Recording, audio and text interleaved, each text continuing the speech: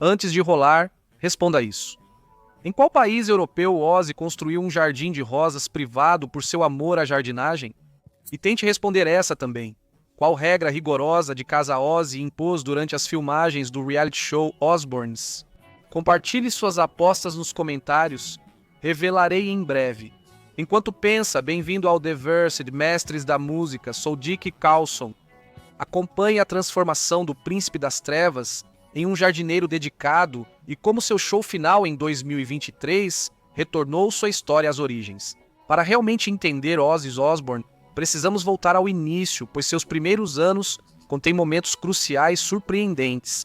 Ozzy Osbourne nasceu como John Michael Osbourne no dia 3 de dezembro de 1948 em Marston Green, um subúrbio tranquilo perto de Birmingham, Inglaterra. Mas ele não foi criado no luxo. Sua infância se desenrolou em Aston, um dos bairros operários mais difíceis de Birmingham, onde a fumaça da fábrica e as frias casas do concelho pintavam o cenário do dia a dia.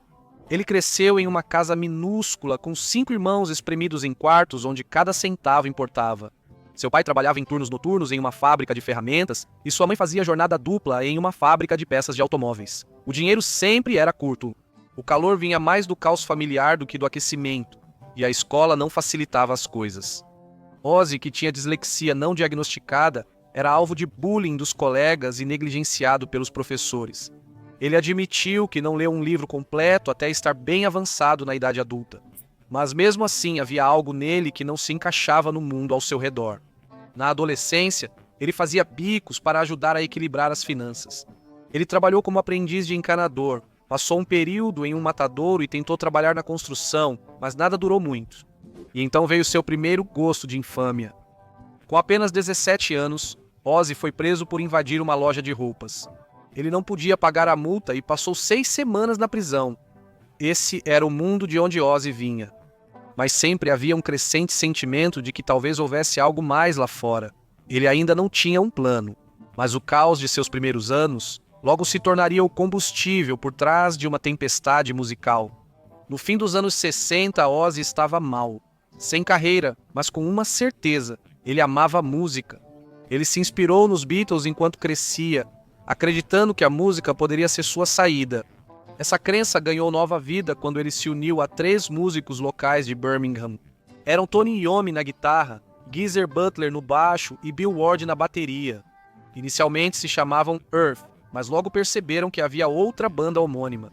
Então eles mudaram para algo mais sombrio, Black Sabbath, e com essa mudança de nome tudo mudou. Em 1970, eles lançaram seus 2 primeiros álbuns, Black Sabbath e Paranoid, com apenas meses de diferença. Ninguém nunca tinha ouvido algo assim antes.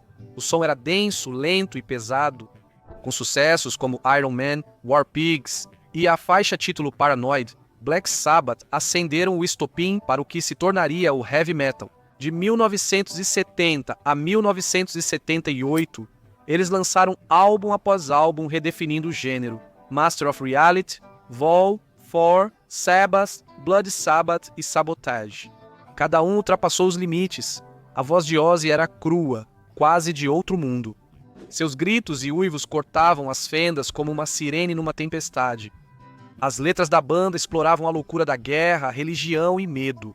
E no palco, Ozzy exalava energia bruta e performances caóticas.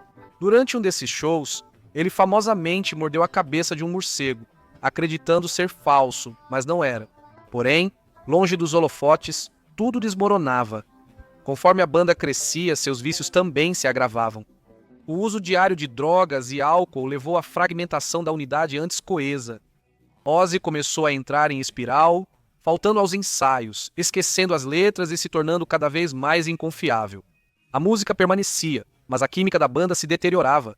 Em 1979, o grupo atingiu um ponto de ruptura. Os outros, cansados da autodestruição de Ozzy, tomaram a difícil decisão de demiti-lo. Ozzy ficou devastado com o duro golpe. Por um período, Ozzy se isolou em um quarto de hotel, acreditando que tudo havia acabado. No entanto, ser demitido do Black Sabbath não foi o fim, mas sim um novo começo e o maior ponto de virada em sua história. 1980, apenas um ano após atingir o fundo do poço, Ozzy lançou sua carreira solo, com o álbum Blizzard of Oz. De imediato, foi um divisor de águas. O disco trazia músicas como Crazy Train, um dos hinos de rock mais icônicos de todos os tempos, mas a verdadeira magia por trás da música veio da parceria de Ozzy com o jovem gênio da guitarra, Randy Rhoads. A química criativa deles era elétrica. Juntos, trouxeram inovação e ousadia para o heavy metal, mas quando as coisas decolavam, a tragédia aconteceu. Em 1982, durante uma parada da turnê na Flórida, Randy Rhoads morreu em um acidente de avião. Ozzy ficou novamente devastado. Ele disse que sentiu como se tivesse perdido um irmão e por um tempo quase desistiu da música, mas continuou. Nos anos que se seguiram, Ozzy lançou álbuns de sucesso como Diary of a Madman, Bark at the Moon e No Rest for the Wicked, consolidando seu lugar como um superstar solo. E nesse mesmo período, algo ainda mais transformador aconteceu. Ele se apaixonou. Em 1982, Ozzy casou-se com Sharon Arden, filha de seu ex-gerente. Desde então, Sharon se tornou sua linha de vida, assumindo a gestão de sua carreira e construindo uma bela família. Juntos, tiveram 3 filhos, e enquanto Ozzy ainda arrasava em turnês, em casa começaram a construir algo estável e duradouro. Em meados dos anos 90, Ozzy já tinha uma sólida carreira solo. Em 1996, Ozzy lançou o Ozzfest, um festival de heavy metal itinerante que reuniu os atos mais barulhentos, selvagens e mais fiéis da cena. O que começou como um ousado experimento logo se tornou um dos festivais itinerantes de maior sucesso de sua época. Fãs lotavam arenas e palcos ao ar livre ano após ano, e o Ozzfest logo se tornou um elemento essencial no mundo do rock. No auge, o festival arrecadou mais de 100 milhões de dólares, provando que Ozzy estava totalmente no comando. Então, em 2002, Ozzy fez uma jogada que ninguém esperava. A MTV estreou um reality show chamado The Osbournes, dando aos fãs um olhar sem filtros sobre a vida cotidiana de Ozzy, Sharon e seus filhos. Ozzy mostrou um lado alto, estranho e frequentemente hilário, surpreendendo o mundo. Ele não era mais um roqueiro que mordia morcegos, mas um pai confuso tentando descobrir o controle remoto e murmurando nos jantares em família. Uma das regras mais rígidas da casa de Ozzy durante as filmagens do show era que ninguém podia tocar na gaveta de lanches privada dele. Sharon e as crianças brincavam que era a única coisa que ele realmente protegia na casa. O show foi um sucesso instantâneo, transformando os Osbournes em realeza da cultura pop e dando a Ozzy um novo público. O aumento na fama trouxe uma enorme riqueza para Ozzy, que agora ganhava milhões de todas as direções. Ele e Sharon construíram em silêncio um império empresarial, transformando o estrelato do rock em imóveis e riqueza duradoura. No auge desse sucesso, os Osbournes moravam em uma deslumbrante mansão em Hidden Hills, Califórnia, cercados por luxo e caos em igual medida.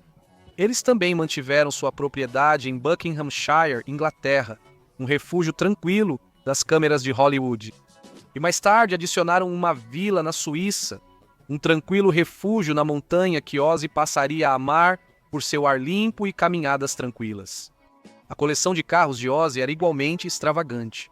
Ele passeava em um Rolls-Royce Phantom, acelerava em uma Ferrari 458 e mantinha alguns Range Rovers para o dia a dia. Não importava o tamanho da casa ou a velocidade do carro, sua vida sempre voltava para algo mais simples: sua família. Quando os anos 2010 chegaram, o homem que uma vez parecia imparável começou a enfrentar a maior batalha de sua vida, que era a sua própria saúde. Em 2003, Ozzy sofreu um terrível acidente de quadriciclo em sua propriedade no Reino Unido. O acidente deixou-o com múltiplos ossos fraturados, incluindo clavícula, 8 costelas e uma vértebra do pescoço danificada. Apesar de ter se recuperado, foi o começo de um longo e doloroso declínio. Reservadamente, ele enfrentava algo ainda mais grave. O que o mundo não sabia era que Ozzy lutava silenciosamente contra o Parkinson desde 2003. Ele manteve isso em segredo por anos, continuando com shows e gravações. Mas em janeiro de 2020, ele finalmente compartilhou o diagnóstico publicamente. Várias turnês foram canceladas, seu corpo já não dava conta das demandas do palco. Em vez disso, Ozzy se voltou para dentro, passando mais tempo em casa focando na recuperação da reabilitação e nas pessoas que mais significavam para ele. Apesar do corpo debilitado, seu espírito jamais se entregou. Em 2020, Ozzy lançou Ordinary Man, um álbum repleto de reflexão, resiliência e aquela inconfundível atitude. Apenas 2 anos depois, em 2022, ele o seguiu com Paciente Nomine 9, um registro assustador e poderoso feito sob condições incríveis. A maioria de seus vocais foram gravados em estúdios caseiros, com equipamentos de alta tecnologia, pois ele não conseguia mais lidar fisicamente com as sessões tradicionais. Apesar da saúde em declínio, Ozzy manteve-se inabalável em espírito. Em outubro de 2023, ele fez uma aparição surpresa no festival Power Trip da Califórnia, com um show curto e emocionante. Embora breve, foi um testemunho de sua vontade desafiando o Parkinson e tudo que a vida jogou contra ele. Em 5 de julho de 2025, em Birmingham, sua cidade natal, ele se reuniu com o Black Sabbath para o Back to the Beginning, seu último concerto no Villa Park. Sentado em um trono devido às suas limitações físicas, ele deu uma performance emocional crua ao lado de Tony Iommi, Geezer Butler e Bill Ward. Foi um momento de ciclo completo, início e fim costurados por guitarras estrondosas. Apenas 2 semanas depois, em 22 de julho de 2025, Ozzy Osbourne faleceu pacificamente em casa em Buckinghamshire. Ele estava cercado por Sharon, seus filhos e netos. Uma ambulância aérea foi chamada por precaução, mas ele morreu em paz, sem dor, nos braços de seus entes queridos.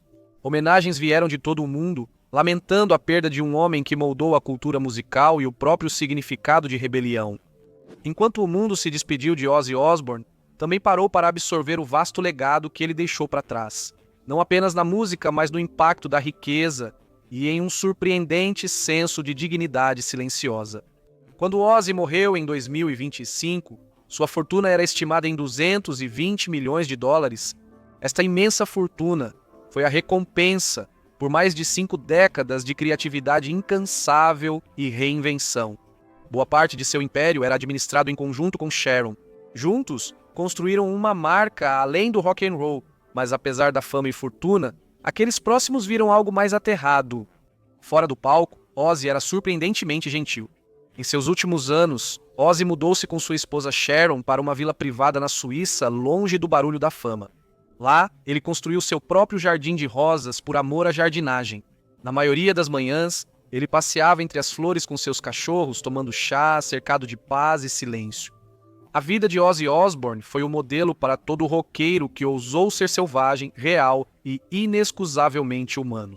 Sua história era cheia de extremos: fama, fracasso, renascimento e redenção. Mas no fundo sempre foi sobre coração.